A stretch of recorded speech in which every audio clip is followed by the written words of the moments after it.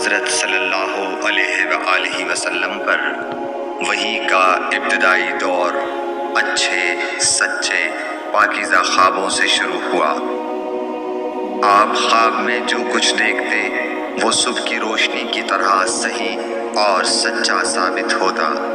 پھر من جانب قدرت آپ تنہائی پسند ہو گئے اور آپ نے غار حرا میں خلوت نشینی اختیار فرمائی اور کئی دن اور رات وہاں مسلسل عبادت اور یاد الہی و ذکر میں مشغول رہنے لگے۔ جب تک گھر آنے کو دل نہ چاہتا توشہ ہمراہ لیے ہوئے وہاں رہتے۔ توشہ ختم ہونے پر ہی اہلیہ محترمہ حضرت خدیجہ رضی اللہ تعالی عنہا کے پاس تشریف لاتے اور کچھ توشہ ہمراہ لے کر پھر وہاں جا کر خلوت گزین ہو جاتے۔ یہی طریقہ جاری رہا یہاں تک کہ آپ پر حق منکشف ہو گیا اور آپ غار حرا ہی میں قیام پذیر تھے کہ اچانک حضرت جبرائیل علیہ السلام آپ کے پاس حاضر ہوئے اور کہنے لگے کہ اے محمد پڑھو۔ آپ فرماتے ہیں کہ میں نے کہا کہ میں پڑھنا نہیں جانتا۔ آپ صلی اللہ علیہ وسلم فرماتے ہیں کہ فرشتے نے مجھے پکڑ کر اتنے زور سے بھینچا کہ میری طاقت جواب دے گئی۔ پھر مجھے چھوڑ کر کہا پڑھو۔ میں نے پھر وہی جواب دیا کہ میں پڑھا ہوا نہیں ہوں۔ اس فرشتے نے مجھ کو نہایت ہی زور سے بھینچا کہ مجھ کو سخت تکلیف محسوس ہوئی۔ پھر اس نے کہا کہ پڑھ۔ میں نے کہا میں پڑھا ہوا نہیں ہوں۔ فرشتے نے تیسری بار مجھ کو پکڑا اور تیسری مرتبہ پھر مجھ کو بھینچا۔ پھر مجھے چھوڑ دیا اور کہنے لگا کہ پڑھو اپنے رب کے نام کی مدد سے جس نے پیدا کیا اور انسان کو خون کی پھٹکی سے بنایا۔ پڑھو اور آپ کا رب بہت ہی مہربانیاں کرنے والا ہے۔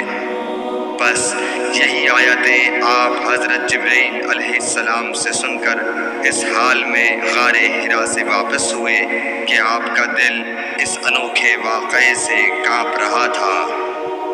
آپ حضرت خدیجہ کے ہاں تشریف لائے اور فرمایا کہ مجھے کمبل اوڑھا دو، مجھے کمبل اوڑھا دو۔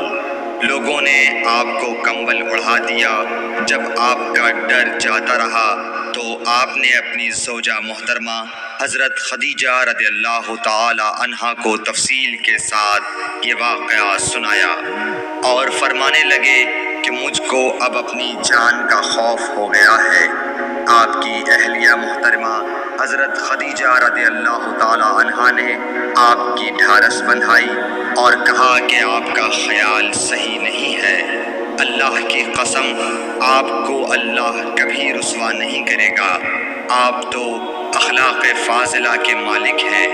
آپ تو کنبہ پرور ہیں، بے کسوں کا بوجھ اپنے سر پر رکھتے ہیں، مفلسوں کے لیے آپ کماتے ہیں، مہمان نوازی میں آپ بے مثال ہیں اور مشکل وقت میں آپ امر حق کا ساتھ دیتے ہیں۔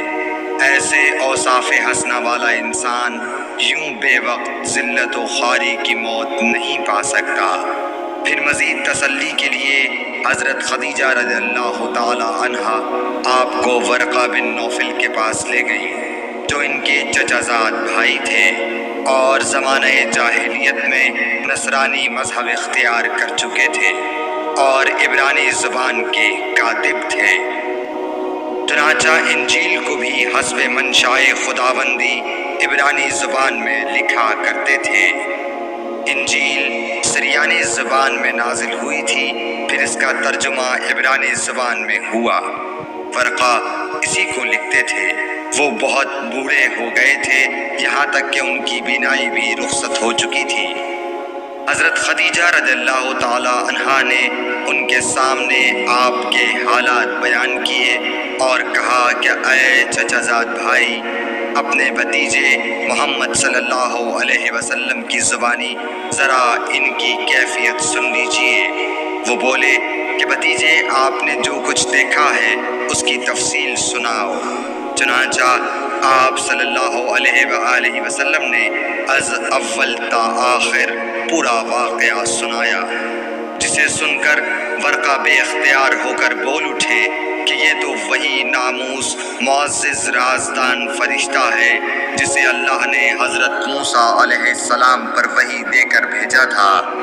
کاش میں آپ کے اس عہد نبوت کے شروع ہونے پر جواں عمر ہوتا، کاش میں اس وقت تک زندہ رہتا جب کہ آپ کی قوم آپ کو اس شہر سے نکال دے گی۔ رسول کریم صلی اللہ علیہ وآلہ وسلم نے یہ سن کر تعجب سے پوچھا کہ کیا وہ لوگ مجھ کو نکال دیں گے، حالانکہ میں تو ان میں صادق و امین و مقبول ہوں۔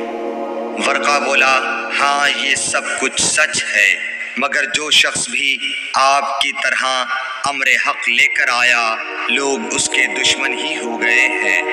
اگر مجھے آپ کی نبوت کا وہ زمانہ مل جائے تو میں آپ کی پوری مدد کروں گا، مگر ورقہ کچھ دنوں کے بعد انتقال کر گئے، پھر کچھ عرصے تک وحی کی آمد موقوف رہی۔ صحیح بخاری حدیث نمبر 3۔